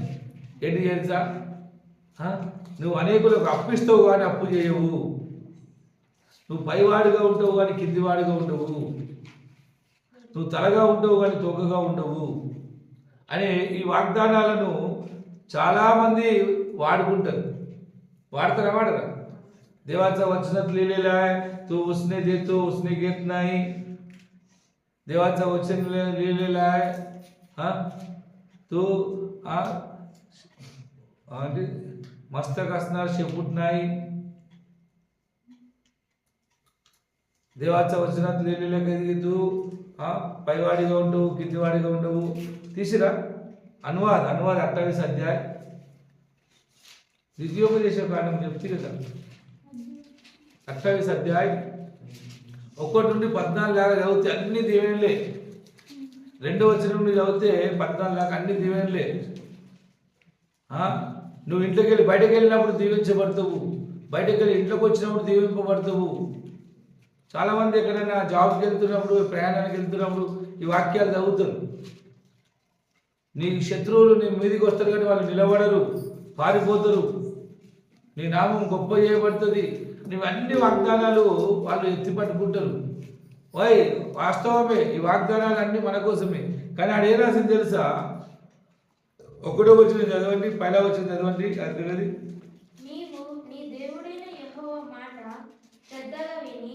నేడు నేను నీకు ఆజ్ఞాపించుచున్న ఆయన ఆజ్ఞలన్నిటిని అనుసరించి నడుచుకొనిన ఎడల నీ దేవుడైన యెహోవా భూమి మీద ఉన్న సమస్త జనముల కంటే నిన్ను హెచ్చించును. ఆమేన్. చూడండి, ఇక్కడ 27వ అధ్యాయంలో చూస్తే చాలా చాలా వాక్యాలు రాసి ఉన్నాయి. ఆయన మాట్లాడుతున్నప్పుడు ఆడ కింద రాసింది, ప్రజలందరూ ఆమేన్ అనవలెను, ఆమేన్ అనవలెను, ఆమేన్ అనవలెను అని రాసింది. ఇవన్నిటిని ప్రకటిస్తూ ప్రకటిస్తూ ఆడ రాజుకు చెప్తాడు ఏంటంటే, నీవు నీ దేవుడైన యెహోవా మాట శ్రద్ధగా విని నేడు నేను నీకు ఆజ్ఞాపించుచున్న ఆయన ఆజ్ఞలన్నింటిని అనుసరించి నడుచుకుని ఎడలా. చూడండి, నేను రాసిందని శ్రద్ధగా వినాలి. ఇక్కడ చెప్పిన ఆజ్ఞలన్నింటిని పాటించాలి. అప్పుడు ఏమంటుడు, నీవు నీ దేవుడైన యెహోవా మాట వినిన ఎడలా ఈ దీవెనలన్నీ వచ్చి నీకు ప్రాప్తించును. నీవు పట్టణంలో దీవింపబడతావు, పొలంలో దీవింపబడతావు, నీ గర్భఫలము దీవింపబడుతుంది, నీ భూఫలము దీవింపబడుతుంది, నీ పశువుల మందలు దీవింపబడుతుంది, నీ దుక్కిడెద్దులు దీవింపబడుతుంది, నీ గొర్రె మేకలు మందలు దీవింపబడుతుంది, నీ గంపయు నీ పిండి పిసుకు తొట్టియు దీవింపబడుతుంది. నీవు లోపలికి వచ్చినప్పుడు దీవింపబడతావు, బయటకు పోయినప్పుడు దీవింపబడతావు. నువ్వు ఏడ చేయి పెడితే ఆడ దీవెన వస్తుంది, నువ్వు ఏడ కాలు పెడితే ఆడ దీవెన వస్తుంది, నువ్వు ఏం పని చేస్తే ఆ పని దీవెన పొందుతుంది అని చెప్పి దీవెనలు అన్నీ వస్తాయి. కానీ ఎప్పుడు శ్రద్ధగా వినాలి, వాటి ప్రకారంగా నడవాలి. ఇవన్నిటిని మనం మర్చిపోతాం. లేవ్యకాండం 26లో కూడా ఒక మాట ఉంది చూడండి. లేవ్యకాండం, లేవియా పుస్తకం, లేవియా వ్యవస్థ 26 చూడండి. ఇక్కడ 26 3వ వచనం చదివితే, మీరు నా కట్టడలను బట్టి నడుచుకొని నా ఆజ్ఞలను అనుసరించి నా ఆజ్ఞలను ఆచరించి వాటిని అనుసరించి ప్రవర్తించిన యెడల మీ వర్షకాలములలో మీకు వర్షం ఇచ్చేదను, మీ భూమి పంటలనిచ్చును, మీ పొలము చెట్లు ఫలించును, మీ ద్రాక్ష పండ్ల కాలం వరకు మీ నూర్పు సాగుచుండును, మీరు తృప్తిగా భుజించి మీ దేశంలో నిర్భయముగా నివసించదు. ఇంకా ఇలా అన్ని చెప్తూ 10వ వచనంలో ఏమంటారంటే, మీరు చాలా కాలం నిలువైన పాతగిలిన ధాన్యమును తిందురు, కొత్తది వచ్చినను పాతది మిగిలి ఉండును. ప్రేస్తురా, ఇలా ఏమంటారంటే నా కట్టడలను అనుసరించి నా ఆజ్ఞలను ఆచరించి వాటిని పాటించాలి. మనము దీవెనకరంగా ఉండాలంటే మనము చేయవలసిన పని ఏంటంటే దేవుని మాటలను శ్రద్ధగా విని వాటిని ఆచరించాలి. చాలామంది వినరు శ్రద్ధగా, చర్చికి వస్తారు కానీ దేవుని మాటలను శ్రద్ధగా వినరు, పెడచేవి పెడతారు, వినట్టుగానే వింటారు. ఏదేదో బయట ఏం జరుగుతుందో ఆ సౌండ్ వింటారు కానీ ఇక్కడ చెప్తున్న మాటలు వినరు. ఇక్కడికి వచ్చిన తర్వాత పూర్ణ మనసుతో పూర్ణ హృదయంతో ఇక్కడ కూర్చో. సగం మనసు ఇంటికాడ ఉంటుంది, సగం మనసు పని కాడ ఉంటుంది, సగం మనసు అక్కడ ఉంటుంది. ఇక్కడ మాత్రం ఖాళీ మనిషే నిలబడుతుంది, కూకుంటుంది. హల్లెలూయా. అయితే నువ్వు పూర్ణ అడిగిన అంటే నీకు పగారు వచ్చినా, ఇప్పుడు నీకు పగారు వచ్చినా పోయిన పగారనే నెల రోజుల కింద 2 నెలల కింద వచ్చిన పగారనే ఇంకా నీకు మిగిలి ఉంటాయి డబ్బులు. ఇప్పుడు వచ్చినాయి అట్లనే ఉంటాయి. పాతగిలిన ఆహారాన్ని తింటావు. కొంతమంది జీవితాల్లో ఇటు పగారు రాకముందుకే మళ్ళీ బాగా చేసుకుంటారు కదా. ఇప్పుడు పేమెంట్ వచ్చేసరికి సగం పేమెంట్కు బాకీలు చేసి పెట్టుకుంటారు. ఇప్పుడు కొత్తది వచ్చేసరికి అది వచ్చేసరికి అన్నీ ఖాళీ అయిపోతాయి. అది వచ్చినాక 1 రోజు 2 రోజులకి కథమైంది. మా ఇంట్లో నేను మా కుటుంబం చెప్తా, మేము ప్రభు నమ్మనప్పుడు మా ఇంట్లో మేము ఎంతమంది పనిచేస్తుంటే, మా డాడీ పనిచేస్తుండే, మా అమ్మ పనిచేస్తుండే, మా 2 అక్కలు పనిచేస్తుండే, మా అన్న పనిచేస్తుండే, నేను పనిచేస్తుంటే 6 మంది పనిచేస్తుండే. దాదాపు అప్పుడే మా ఇంట్లోకి ఎన్ని సంవత్సరాల కింద చెప్తా 26-27 సంవత్సరాల కింద సంగతి చెప్తున్నా. దాదాపు అప్పుడే 10-15 వేలు వస్తుంది మా ఇంట్లో. ఎంత? నెలకు 10-15 వేలు వస్తుంది. హప్తా అంటే 15 దివసం, 15 దివసం దాదాపు 6,000 రూపాయలు వస్తుంది. ఇప్పుడు బాగా వచ్చిందా? రేపు ఎల్లుండి మళ్ళీ అది ఇల్లంతా ఖాళీ. పగారు వచ్చినాక 2 రోజులకు 3 రోజులకు పైసలు ఉండకపోతుంది. 4 రోజులు ఇంకొని అడుగుతుంది, అయ్యా 1,000 రూపాయలు పగారు వచ్చింది. సంపాదన మస్తుగా వస్తుంది, మస్తు సంపాదిస్తుంది. నేనైతే ఇట్లా కట్టలు నోట్లతోటి పైసల కట్టలతోటి గాడిపిట్ట ఊపుకుంటుంది. కానీ నిలవకపోతుంది పైసలు, నిలబడకపోయేటి. అప్పుడు 2,000 తులం బంగారం ఉంటే 1 తులం బంగారం కొనుక్కుంటానికి మాకు శాతగాలి. కారణం ఏంటి? ఆశీర్వాదం లేదు, దీవెన లేదు. అదే లేవేకాండంలో మనం కింది చదువుకుంటూ వస్తే అక్కడ ఏం రాసిందంటే తెలుసా? నేను ఆకాశాన్ని ఇనుము వలె భూమిని ఇత్తడి వలె మార్చేస్తాను.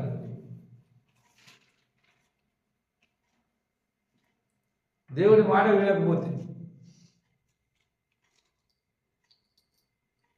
నేను నీకు అనారోగ్యాన్ని కలగజేస్తా.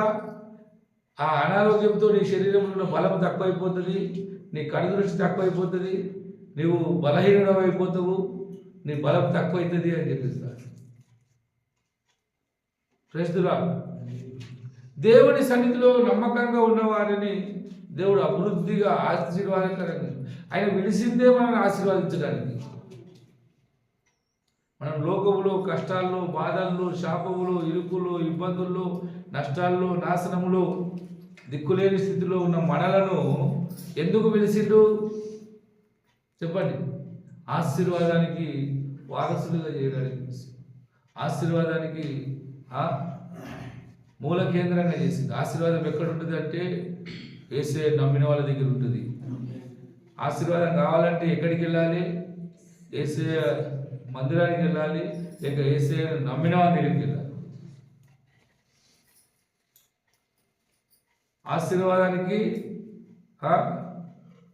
లొకేషన్ మూల కేంద్రం ఎవరు? దేవుని బిడ్డలే.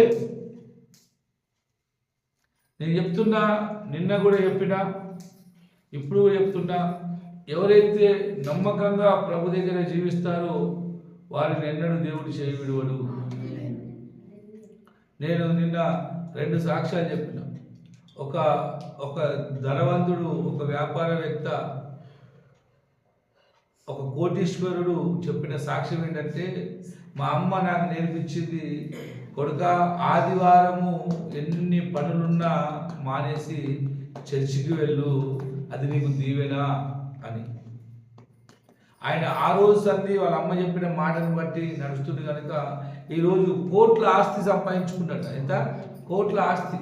ఆయన అంటాడు, చాలా పెద్ద బిజినెస్, నాకు అస్సలు టైం ఉండదు, కానీ ఆదివారం నాడు నేను ఎంత లాభం వచ్చినా పక్కకు పెట్టేసి చర్చికి వెళ్తా, దేవుని వాక్యం అన్న ప్రకటిస్తా, లేకపోతే వాక్యం అన్న వినిస్తా, కానీ ఆదివారం చర్చిని నేను అస్సలే మానేయా. ఆ ఒక్క క్రియ ఈరోజు నన్ను కోటీశ్వరునిగా మార్చింది. నా దగ్గర డబ్బుకు ఏ కొదవలేదు. ప్రజలా, నెలకు 30 లక్షల రూపాయలు సంపాదించే ఒక స్త్రీ, ఆమె కూడా ఏడ ప్రార్థన ఉంటే ఆడికి వెళ్తుందట. ఎందుకండి ప్రార్థన? ఆమెకి ఎందుకు చెప్పండి? నెలకు 30 లక్షలు వస్తాయి. ఎందుకు మనం ఎందుకు వస్తాం ప్రార్థన చెప్పండి? ఏసేదేవి వస్తే ఆశీర్వాదం వస్తుంది, మన కష్టం పోతుంది, మన బాధ పోతుంది. ఆమెకి ఏం కష్టం ఉండొచ్చు చెప్పండి? మహిళల 30 लाख పగారు ఉండగా ఆమె చిన్న ప్రార్థన కూడా మానదట, గృహ కూడిక కూడా మానది. ఏదైనా చిన్న ప్రార్థన ఉన్నదంటే కూడా ఆమె మిస్ కాకుండా వస్తుందట. అంత ఉన్నత స్థితి. మళ్ళా మనకేంటి, మన పని సరిగా లేదు, అయినా మనం బిజీ అయిపోతాం. ఆమె పని ఎటువంటిదంటే, బొంబాయిలో ఉన్న 30 దవాఖానలకు ఆమె లీడర్ అట. ఆ 30 దవాఖానలను మెయింటైన్ చేయాలి, 30 దవాఖానలలో ఏం జరుగుతుందో తెలుసుకోవాలి, 30 దవాఖానలలో డాక్టర్లను చూసుకోవాలి, మందులను చూసుకోవాలి, అన్ని చూసుకోవాలి, ఏది తక్కువ లేకుండా చూసుకోవాలి. అంత పెద్ద బిజీలో ఉన్న ఆమె కూడా ఏం చేస్తుంది చెప్పండి? చిన్న కూడికలు, చిన్న ప్రార్థనలు మిస్ కాకుండా ఆమె కలిగిన కొంచెం సమయాన్ని కూడా దేవుని సేవలో గడుపుతుంది. Praise the lord. మనం ఎంత బిజీ? ఆశీర్వాదము ఎందుకు రాదు చెప్పండి? ఆశీర్వాదం వస్తుంది, కానీ దేవుని కట్టడలను మనము పాటించడము నేర్చుకోవాలి. మనకు ప్రభు సన్నిధికి రావడం అంటే ఇష్టం ఉంటుంది, పని చేయడం అంటే భలే ఇష్టం. చేస్తామా చేయవు పని? నేను పనికి వ్యతిరేకుని కాదు, పని చేయాలి. మా నాన్న చెప్పిండు, పని చేసిన కడుపు నిండా తిన్నోడు, కష్టపడి పని చేసినోడు ఎన్నడూ చెడిపోడు రాదు.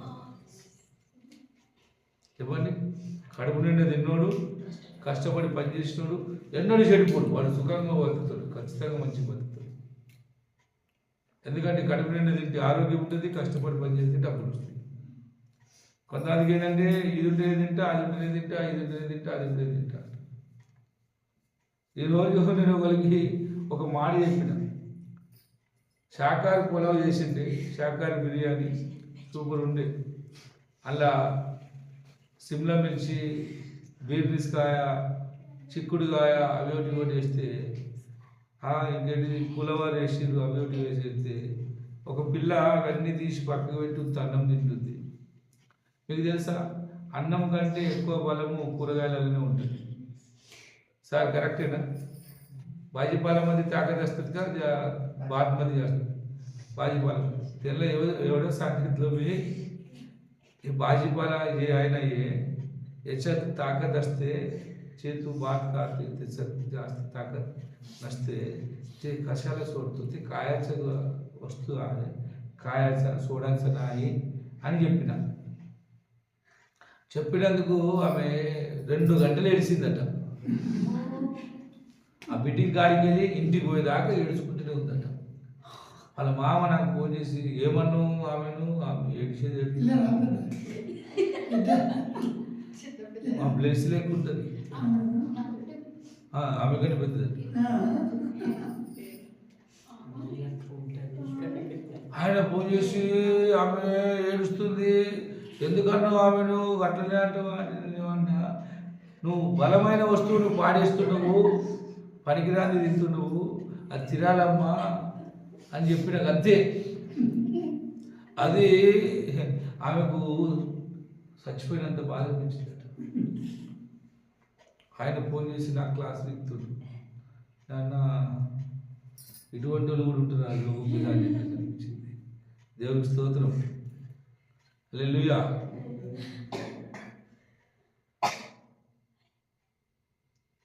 Praise the lord. ఎందుకు చెప్పిన ఈ మాట చెప్పండి.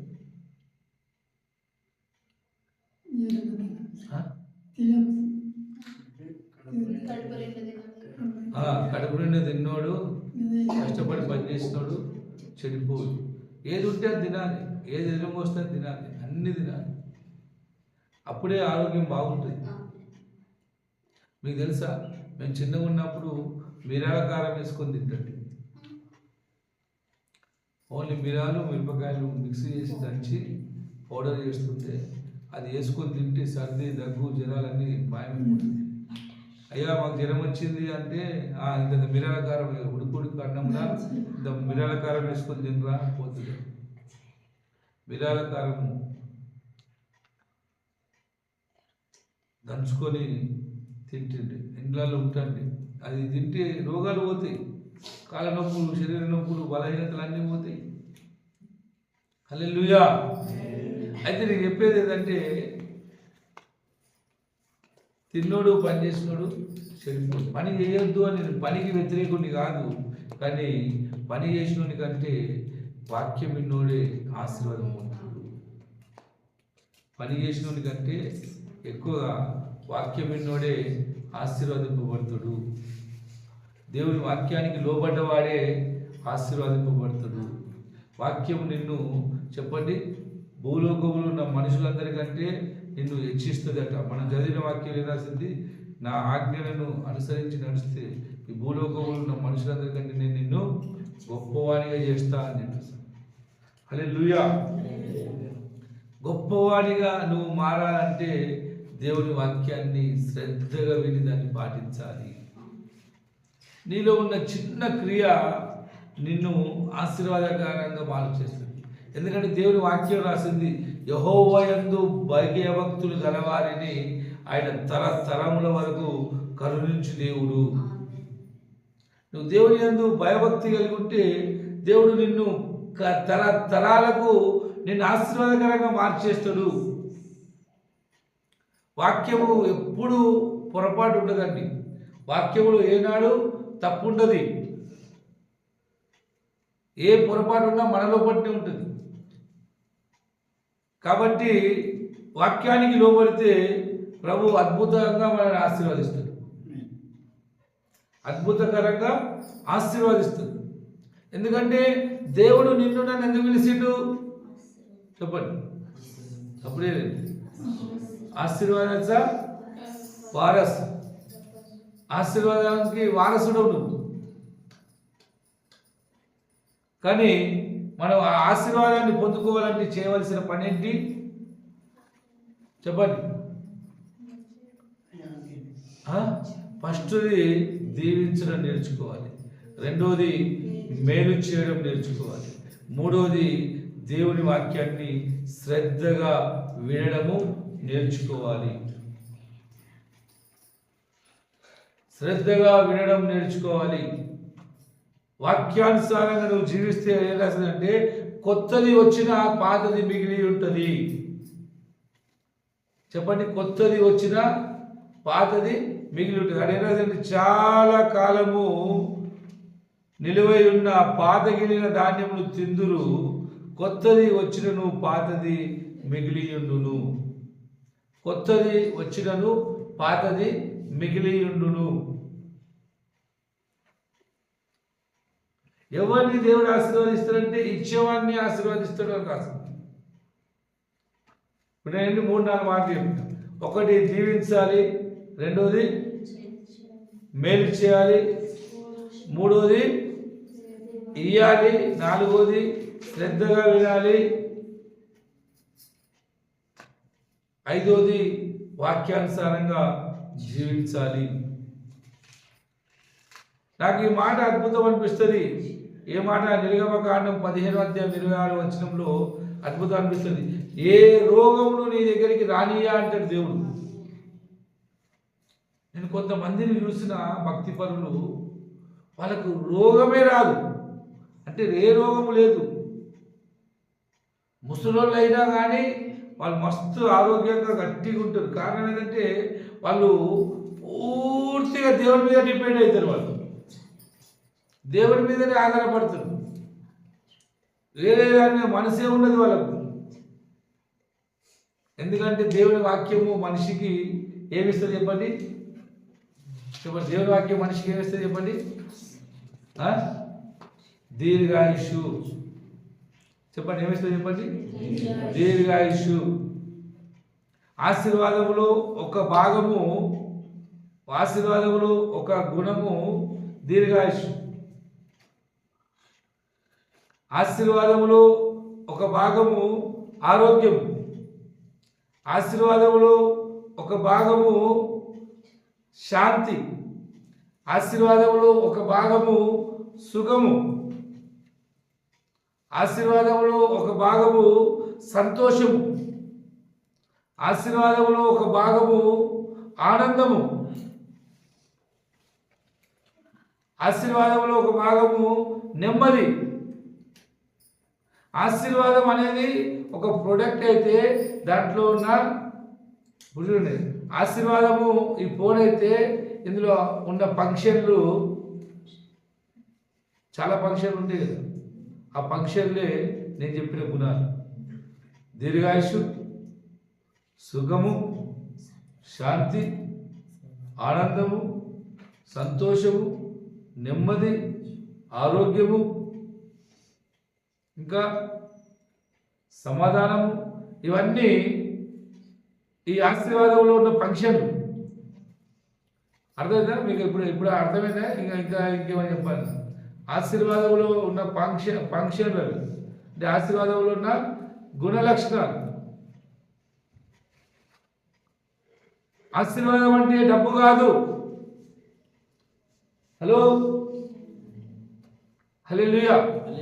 ఆశీర్వాదం అంటే పైసలు కాదు. ఆశీర్వాదం అంటే బంగారం కాదు.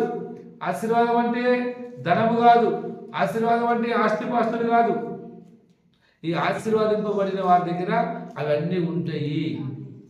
ఇవన్నీ బంగారం ఉంటుంది, డబ్బు ఉంటుంది, ఆస్తులు ఉంటాయి, జాగా భూములు ఉంటాయి, అవన్నీ ఉంటాయి. ఎవరి దగ్గర ఉంటాయి చెప్పండి? ఆశీర్వాదము ఉన్నవారి దగ్గర ఉంటాయి. అవన్నీ ఉన్న వాళ్ళ దగ్గర ఆశీర్వాదం ఉండదు. ఆశీర్వాదం ఉన్న వాళ్ళ దగ్గర అవి ఉంటాయి. కొంతమంది దగ్గర ఆశీర్వాదం ఉండదు కానీ ఇవన్నీ ఉంటాయి. ఇవన్నీ బంగారం ఉంటుంది, ఆస్తి ఉంటుంది. వారికి చెప్పండి, ఏది ఇష్టం వస్తే అది తినలేడు. ఏది ఇష్టం వస్తే అది తినలేడు. కొంచెం ఎక్కువ తింటే ఆయాసం, తక్కువ తింటే బలహీనత, నడవలేడు ఎక్కువసేపు, కూకోలేడు ఎక్కువసేపు, పడుకోలేడు ఎక్కువసేపు. ఇవన్నీ ఉంటాయి. అర్థమైందా? కానీ ఆశీర్వాదం ఉన్న జాగా ఏముంటుందని చెప్పండి? దీర్ఘాయుషు. దీర్ఘాయుషు. దీర్ఘాయుషు ఎక్కడ వస్తుంది? దేని ద్వారా వస్తుంది చెప్పండి? వాక్యము ద్వారా. ఎవరైతే వాక్యానికి చెవియొగుతాడు, వాక్యానికి లోబడతాడు, వాళ్ళ దగ్గర ఏముంటుంది చెప్పండి? దీర్ఘాయుషు ఉంటుందట. వాక్యమును విన్నవాని దగ్గర ఏముంటుంది చెప్పండి? ఆరోగ్యం ఉంటుందట. వాక్యమును విన్నవాని దగ్గర ఏముంటుంది చెప్పండి? నెమ్మది ఉంటుందట. వాక్యమును విన్నవాని దగ్గర ఏముంటుంది చెప్పండి? సుఖం ఉంటుందట. వాక్యాన్ని విన్నవాని దగ్గర ఏముంటుంది చెప్పండి? శాంతి ఉంటుందట. వాక్యాన్ని విన్నవాని దగ్గర ఏముంటుంది చెప్పండి? సమాధానం ఉంటుందట. వాక్యాన్ని విన్నవాని దగ్గర ఏముంటుంది చెప్పండి? సంతోషం ఉంటుందట. ఈ వాక్యము మనను ఆశీర్వాదానికి వారసులుగా మారుస్తుంది. దేనికి దేనికి వారసులుగా మారుస్తుంది చెప్పండి? చెప్పండి. బైబిల్ చెప్తుంది, నీవు నా మాటలు విని నా ఆజ్ఞల ప్రకారంగా జీవించి నా దృష్టికి మంచిది చేసి నా మాటలను శ్రద్ధగా వింటే ఏ రోగమును నేను నీ దగ్గరికి రానియా అంటాడు. ఏ రోగమును నీ దగ్గరికి రానియా అంటాడు.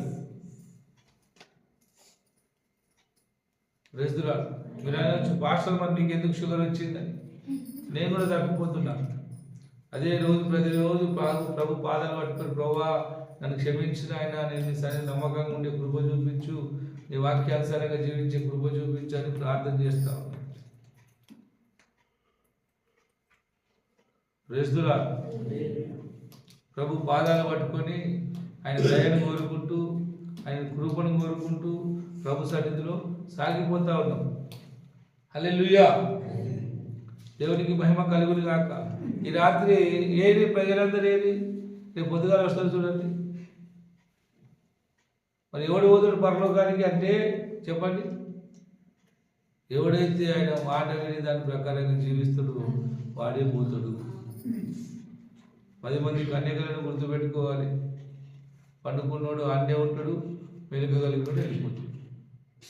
ఈ రాత్రి పండుకున్న వాళ్ళందరూ వెళ్ళిపోతారు. మరి ఈ రాత్రి పండుకున్న వాళ్ళందరూ వెళ్ళిపోతారు. ఆ భయం ఉండాలి. అయ్యా కుడికితే ఒక పాట ఉన్నది, స్తుతించిన సాతాను పారిపోతాడు, కుడికితే తిరిగి వస్తాడు. స్తుతించి పాడి ఓటను కోర్చెదం, స్తుతుల ఎరుకో ఎరుకో పట్టెదం. హల్లెలూయా. స్తుతించిన సాతాను పారిపోతాడు, కుడికితే తిరిగి. కురుకుపాటు పండుకోవాలని మనసు, సుఖపడాలని మనసు సైతాన్ని తీసుకొచ్చి తినుము నా ప్రాణమా, తినుము తాగుము సుఖించుము, రేపు పొద్దుగాల నేను నరకాన్ని తీసుకెళ్తా అంటుంది. తినుము తాగుము సుఖించుము. అరే ఎదిగాడా, ఈ రాత్రి నీ ప్రాణం అడిగితే నీ సంపాదన ఎవరి దగ్గరు అంటుంది. రోజు తిని తాగి సుఖపడ్డ ధనవంతుడు ఎక్కడికి వెళ్ళిండు చెప్పండి? రోజు తిని తాగి సుఖపడి అంటాడు కదా ప్రభు, అంటాడు కాడ, నువ్వు భూమి మీద తిని తాగి సుఖపడి ఎంజాయ్ చేసినవు, ఈ లాజరేమో కష్టపడ్డాడు, మరి ఇక్కడ నువ్వు బాధపడుతున్నావు, అక్కడ ఆయన సుఖపడుతున్నాడు. కాబట్టి దేవుడి వాక్యం సెలవిస్తుంది, సుఖాన్ని కోరొద్దు. పాడుగా సుఖముల వెంట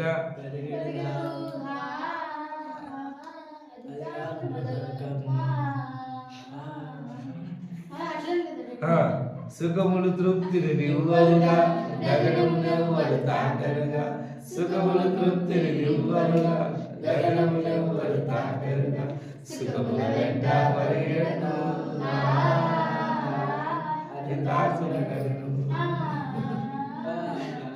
దేవునికి స్తోత్రం. హల్లెలూయా. దేవునికి మహిమ కలుగును గాక. ఇది చెప్పే మాట ఏంటంటే, దేవుడు నిన్ను నన్ను ఆశీర్వాదానికి వారసులుగా పిలిచిండు. దాంట్లో ఉన్న మర్మాన్ని మనం ఈరోజు తెలుసుకుంటున్నాం. ఏంటంటే ఆశీర్వాదం మనకు కావాలంటే మనం అందరినీ దీవించాలి, అందరికీ మేలు చేయాలి, దేవునికి ఇవ్వడం నేర్చుకోవాలి. రేస్తులా దేవుని వాక్యాన్ని శ్రద్ధగా వినాలి, వాక్యానుసారంగా జీవించాలి. అప్పుడు రోగాలు రాకుండా దేవుడు కాపాడుతాడు. అప్పుడు మనను చెప్పండి ఆశీర్వాదంగా మార్చేస్తాడు. మనకు వచ్చిన ఆశీర్వాదం ఎట్లుంటుందంటే చెప్పండి, పోయిన నెల 2 నెలల కింద వచ్చిన పగారా ఇంకా పైసలు అవి ఇంకా ఉంటాయి, కొత్త పగార కొత్త పైసలు వస్తూ ఉంటాయి, అన్నీ జమ అవుతూ ఉంటాయి. కానీ మనం ఎన్నో రోజుల కింద వచ్చిన పైసలే వాడుకుంటాం. దేవుడి నిండా డబ్బులు ఉంటాయి, నువ్వు ఏడు చేయి పెడితే ఆడకి పైసలు ఎత్తి. హల్లెలూయా. ప్రభువు చెప్తుంటూ, నేను నిన్ను విడువను, నిన్ను ఎడబాయను. ఆ మాట చదువుకొని మనం ప్రార్థన చేసుకుందాం. హెబ్రీయులకు రాసిన పత్రిక 13 అధ్యాయం 5 వచ్చింది.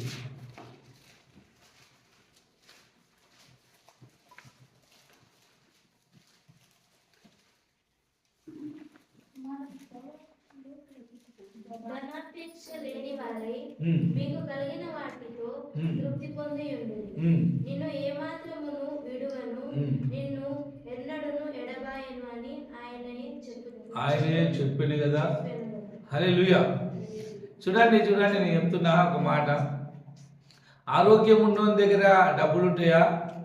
రోగాలతో ఉన్నోని దగ్గర డబ్బులు ఉంటాయా? నువ్వు ఎన్నో రోజుల సరి జాగ్రత్త చేసి పెట్టుకున్న డబ్బులు చిన్న రోగం వస్తే ఉన్నాయని వెళ్ళిపోతుంది కదా. డబ్బులు నీ దగ్గర ఉంటాయి. అయితే ప్రభు చెప్తున్న మాట ఏంటంటే నిన్ను విడువను, నిన్ను ఎడబాయను అని చెప్పే కన్నా ముందుగా ఏం చెప్తున్నా చెప్పండి, చదవండి ఆ మాట. ధనాపేక్ష లేని వారై మీకు కలిగిన వాటిలో సంతృప్తి కలిగి ఉండుడి. నిన్ను విడువను, నిన్ను ఎడబాయను. ధనాపేక్ష లేని వారై ఉండాలి. మనుషులమైన మనకు ఒక ఆశ ఉంటుంది. అదేం ఆశ అంటే ధనాపేక్ష, ధనాశ, లోభత్వం. ఏం లేనప్పుడు అంటే ఒక 1000 రూపాయలు 2000 సరిపోతుంది. 2-3 వేలు వస్తే ఏమో 10-20 వేలు ఉంటే బాగుండు అని. 10-20 వేలు వస్తే 1,00,000 రూపాయలు కావాలి. 1,00,000 వస్తే 5 లక్షలు, 5 లక్షలు వస్తే 10 లక్షలు, 10 లక్షలు వస్తే 1,00,000 రూపాయలు, 1,00,000 రూపాయలు ఉంటే 10 కోట్లు. ఇక దానికి అర్థం లేదు, ఇంకా కావాలి అనిపిస్తుంది. దేవుని వాక్యం సెలవిస్తుంది, దేవుని బిడ్డలమైన నీవు నేను, దేవుని బిడ్డలమైన నీవు నేను ధనాపేక్ష లేని వారిగా ఉండాలి. ఎంత ఉన్నా వినాలి, నా మాట వినాలి జాగ్రత్తగా. ఎంత ఉన్నా, ఎన్ని పైసలు ఉన్నా మన మనసు దేవుని మీదనే ఉంటాం. హల్లెలూయా. మన మనసు డబ్బు దిక్కు తిరగొద్దు. వాటిని మస్తు వాడుకో, డబ్బును మస్తు వాడుకో, నీ అవసరతలన్నీ తీర్చుకో, నీ అక్కర్లన్నీ తీర్చుకో. కానీ దానికి నువ్వు విలువీయకు. దేనికి డబ్బుకు విలువీయకు, డబ్బుకు అమ్ముడుకు, డబ్బు కొరకు ఏది చేయకు. దేవుడి కొరకే మనము చేయాలి. దేవుడు ఉన్నాడనే మనము జీవించాలి. దేవుడు ఇస్తాడనే నమ్మకం మనకు ఉండాలి. దేవుడి మీదనే మనసు ఉండాలి. ఎందుకంటే ఆయన నేను నిన్ను విడువను, నిన్ను ఎడబాయను, నిన్ను విడువను, నిన్ను ఎడబాయను. దేవుడు నిన్ను ఎడబాయను ఎప్పుడు అంటే నువ్వు డబ్బు మీద మనసు పెట్టుకోనప్పుడే దేవుడు నీతో ఉంటాడు. నీ మనసు డబ్బు మీదకి వచ్చిందంటే దేవుని సన్నిధిని నువ్వు కోల్పోతావు. ఎందుకంటే యేసుప్రభు మత్తయి సువార్తలే చెప్పిండు, ఒక మనిషి డబ్బును దేవుణ్ణి ప్రేమించలేడు. అర్థమైందా? డబ్బును దేవుణ్ణి ప్రేమించలేదు. డబ్బు మీద మనసు వచ్చిందంటే దేవుణ్ణి లెక్క చేయరు. దేవుని మీద మనసు ఉన్నోడు, దేవుడిని ప్రేమించినోడు డబ్బును లెక్క చేయడు. ధారాళంగా ఇట్లా ఖర్చు పెడతాడు. డబ్బును దాచిపెట్టుకోవాలనే ఆలోచన రాదు. దేవుని ప్రేమించడానికి డబ్బును దాచిపెట్టుకోవాలనే ఆలోచన రాదు. అర్థమైందా? గణేష్ బ్రదర్ తకాయించినట్టు బాగా ఏంటండి, దేవుని ప్రేమించేటోడు డబ్బును దాచిపెట్టుకోవాలని ఆలోచన వానికి ఉండదు. ఎందుకు డబ్బును దాచిపెట్టుకుంటాడంటే మనిషి రేపు నాకు అది సహాయంగా ఆధారంగా ఉంటుంది అని చెప్పేసి. దేవుడు అంటుండే నిన్ను విడవాలి ఎడబాయనాక దేవుడు నీతో ఉన్నాక డబ్బు నీకేం అవసరం? దేవుడు ఇస్తాడు కదా. సమస్తమును కలిగిన జీవము గల దేవుడు మన తోడు ఉండగా మనకి ఇదెందుకు అవసరం? అర్థమైందా మీకు? డబ్బును ప్రేమించేవాడు దేవునికి దూరమవుతాడు. దేవుని ప్రేమించేవాడు డబ్బును లెక్క చేయడు. నేను కొంతమంది సేవకులు చూసిన డబ్బు వస్తే వాళ్ళు ఏడవతాడ వాడిస్తారు. మనం రూపాయి కింద పడ్డ అదే లక్ష్మిరా తీసుకుందా, కింద పడ్డ పైసలు తీసుకుని కళ్ళగద్దుకొని ఆడ పెడతాం. చాలామంది పెడతారు. Praise the lord. మన డబ్బును ఏం చేయాలి చెప్పండి? మన అవసరతల కొరకు వాడుకోవాలి, మన అక్కర్ల కొరకు వాడుకోవాలి, మిగిలింది దేవుని పని కొరకు వాడుకోవాలి. జమ చేసుకునే ఆలోచన మనకు ఉండొద్దు. ఎందుకంటే మనం దేవుణ్ణి ప్రేమించేవారము, దేవుడు మనతో ఉన్నాడు, దేవుడు మన ప్రతి అవసరతలు తీర్చువాడు, దేవుడు మన ప్రతి అక్కర్లను. ఎవరైతే తన డబ్బును ఖర్చు చేయడానికి ఇష్టపడతారో వారికి దేవుడు సమృద్ధిని ఇస్తాడు పిల్లలు. నేను మొన్న కొలపూరికి వెళ్ళిన అక్కడ ఆ సేవకుడు దాదాపు ఆ మీటింగ్ కొరకు అన్ని డబ్బులు ఆయనే ఖర్చు పెట్టింది. దాదాపు 10 లక్షల వరకు ఖర్చు అయింది కావచ్చు, 8 నుండి 10 లక్షలు ఖర్చు అయింది కావచ్చు. అవన్నీ ఎక్కడికి వెళ్ళి వచ్చినాయి అంటే ఆయన వాళ్ళ కుటుంబస్తులు అందరూ అమెరికా నుండి పనిచేసి అక్కడ సంపాదించిన పైసలన్నీ వాళ్ళు తిండి మట్టుకు పెట్టుకొని మిగతా అన్నీ తీసుకొచ్చి ఇక్కడ దేవుడి వాక్యాన్ని ప్రకటించడానికి మీటింగ్లు పెట్టి ఖర్చు చేసేస్తారు. ఎంత బుద్ధి లేనుడు కావచ్చు కదా ఆయన. చెప్పండి, బుద్ధి ఉన్నాడా? బుద్ధి లేనాడు చెప్పండి. మీటింగ్ పెట్టి డబ్బులు ఖర్చు పెట్టి ప్రజలను పిలిపించి వాళ్ళకు వాక్యం చెప్పి పంపిస్తారు. మళ్ళీ కష్టపడి పని చేస్తారు. మనం ఏం చేస్తాం? అబ్బా అశుభ్రంగా కష్టపడి సంపాదించుకున్నాం, ఉత్తర ఖర్చు చేస్తామా? ఆయన ఎక్కడ సంపాదించుకున్నాడు చెప్పండి? ఎక్కడ సంపాదించుకున్నాడు ఆయన? పరలోకంలో సంపాదించుకుంటాడు. మనం ఎక్కడ సంపాదించుకుంటున్నాం? భూలోకంలో సంపాదించుకుంటాం. ఓ రోజు మనం విడిచిపెట్టిపోతాం, మనకున్నదంతా మనం ఇక్కడ విడిచిపెట్టిపోతాం. ఆయన ఓ రోజు తన దాచిపెట్టుకున్న సంపాదన దగ్గరికి పోతాడు. ఆయన ఎక్కడికి పోతాడు? తన ఆస్తి ఎక్కడుందో అక్కడికి పోతాడు. మనం ఎక్కడికి పోతాము? మనకు ఉన్న ఆస్తిని విడిచిపెట్టి ఉత్త చేతులతో పోతాం. దేవునికి స్తోత్రం, హల్లెలూయా. కాబట్టి ఈరోజు మనం నేర్చుకుంటున్న సత్యం, దేవుడు మనం పిలిచిండు, దేవుడు మనను పిలిచిండు. ఆయన మనల్ని ఎన్నడూ విడువడు ఎడబాయడు. ఆయన ఎన్నడూ నిన్ను విడువడు ఎడబాయడు. ఎప్పుడు దాకా నిన్ను విడువడంటే ఎప్పటిదాకా అయితే నీకు దురాశ రాదు, డబ్బు మీద ఆశ రాదు, అప్పటి వరదాకా దేవుడు నిన్ను విడువడు. ఎప్పుడైతే నీకు ధనాపేక్ష వచ్చేసి దాని మీద నువ్వు మనసు పడి సమాధానాన్ని, శాంతిని కోల్పోయి డబ్బు డబ్బు డబ్బు అని చెప్పుకుంటా తిరుగుతే డబ్బు డబ్బు అనడానికి జబ్బు వస్తుంది. డబ్బు లేనిగా వడ్డోడు ఎప్పుడు సమాధానంగా శాంతి కలిగి ఉండలేదు. దేవుడు ఇస్తాడు, సమృద్ధి ఇస్తాడు, ఆశీర్వాదాలు అన్నీ. నేను చెప్పిన ఆశీర్వాదం ఎక్కడ ఉండదో అక్కడ ఐశ్వర్యం కూడా ఉంటుంది, ధనం ఉంటుంది, బంగారం ఉంటుంది, డబ్బు ఉంటుంది, ఆస్తి ఉంటుంది, అంతస్తు ఉంటుంది, జాగా భూములు ఉంటాయి. ఆశీర్వాదం ఉన్నోని దగ్గర కదా. అదే డబ్బులు ఉన్నోనికి ఆశీర్వాదం ఉండదు. నేను ఆశీర్వాదం అంటే మీరు ఏమనుకుంటారు చెప్పండి? ఆశీర్వాదం అంటే దీర్ఘాయుషు, ఆశీర్వాదం అంటే ఆరోగ్యము, ఆశీర్వాదం అంటే నెమ్మది, ఆశీర్వాదం అంటే శాంతి, ఆశీర్వాదం అంటే సుఖము, ఆశీర్వాదం అంటే చెప్పండి సంతోషము, ఆశీర్వాదం అంటే ఆనందము, ఆశీర్వాదం అంటే సుఖము. ఇవన్నీ ఆశీర్వాదంలో ఉన్న ఫంక్షన్లు. అర్థమైందా? ఇవన్నీ నీ దగ్గర ఉన్నాయా? నువ్వు నిజమైన ఆశీర్వాదింపబడ్డ వ్యక్తివి అని అర్థం. ఇవి లేవా అంటే ఇంకా నీకు ఆశీర్వాదంలో కొన్ని కొరతలు కొదువలు ఉన్నాయి. అవి కావాలంటే నువ్వు మేలు చేయడం నేర్చుకో. అవి కావాలంటే నీవు దీవించడం నేర్చుకో.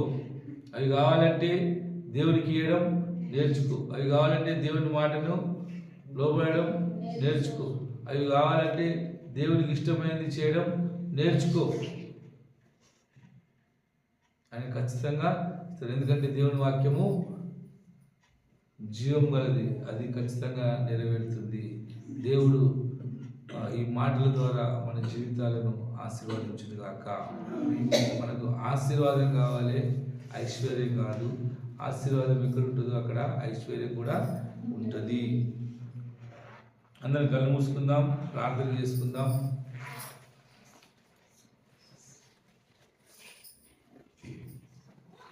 హల్లెలూయా, హల్లెలూయా, హల్లెలూయా. ప్రభువా, ఆశీర్వాదానికి వారసుడిగా ఉండడానికి నన్ను పిలిచినవు. నేను ఆశీర్వాదాన్ని పొందుకోవాలంటే ఎవరికి కీడు చేయొద్దు, ఎవరిని దూషించొద్దు, ఆశీర్వాదించమని చెప్పావు, మేలు చేయమని చెప్పావు, ఇయ్యమని చెప్పావు. ప్రభువా, నీ వాక్యాన్ని శ్రద్ధగా వినమన్నావు, నీ దృష్టిలో న్యాయమైనది చేయమన్నావు, నీ ఆజ్ఞలను పాటించమన్నావు, ఏ రోగము రాకుండా కాపాడుతానన్నావు. ప్రభువా, ఏ రోగం వచ్చినా నీవే స్వస్థపరుస్తానని చెప్పావు. తగిన సమయమున మా అవసరతలన్నిటినీ యేసుక్రీస్తు మహిమలో తీరుస్తానని చెప్పినావు. నీకు స్తోత్రాలు, వందనాలు చెల్లిస్తున్నాం. ప్రభువా, ఈ మాటలు మా హృదయంలో నాటండి, ఫలింపచేయండి. నీ నామానికి మహిమ తెచ్చుకోమని స్తుతిగల మహిమ ప్రభావములు నీకు ఆరోపిస్తున్నాను. నన్ను మా అందరినీ చేతికప్ప ఈ రాత్రికాల సమయంలో నీ పాదశైలిలో కూర్చున్న ప్రతి ఒక్కరిని పేరు పేరున దీవించి ఆశీర్వదించండి ఆయన. నీ మాటలు శ్రద్ధగా విని వాడి ప్రకారంగా జీవించే వారి జీవితంలో చాలా కాలం నుండి పాతగిలిన నిలువై ఉన్న ఆహారాన్ని తిందువు, కొత్తది వచ్చిన పాతది మిగిలియుండును. నేను ఈ వాక్యం సెలవిస్తున్న ప్రకారం మా అందరినీ దీవించి ఆశీర్వదించుకొని నామాన్ని మహిమ తెచ్చుకోమని, నీ సాక్షులుగా జీవింపజేయమని, అయా దీవించే గుణం, మేలు చేసే తత్వం, ఇచ్చే అలవాటు, నీ వాక్యాన్ని శ్రద్ధగా విని దాని ప్రకారంగా జీవించే అలవాటు నాకు మాకు దయచేయండి. నీకేది నీ దృష్టిలో న్యాయమైందో అదే మేము చేయాలి, నీ ఆజ్ఞలను పాటించాలి, నీ కట్టడలను అనుసరించాలి. అలాగే మమ్మల్ని సిద్ధపరచండి, తయారు చేయండి నాయన. మీరే మాలో నివసించి ఈ వాక్యాలను అనుసారంగా జీవింపజేసి మహిమ పొందుకోమని నన్ను మా అందరినీ చేతికి యేసుక్రీస్తు పరిశుద్ధ నామములో ప్రార్థించి అడిగి వేడుకుంటున్నాం పరలోకపు తండ్రి, ఆమేన్. యేసు రక్తమే జయం, శిలువ రక్తమే జయం, ప్రభు యేసు రక్తం సంపూర్ణ విజయం కలుగును గాక.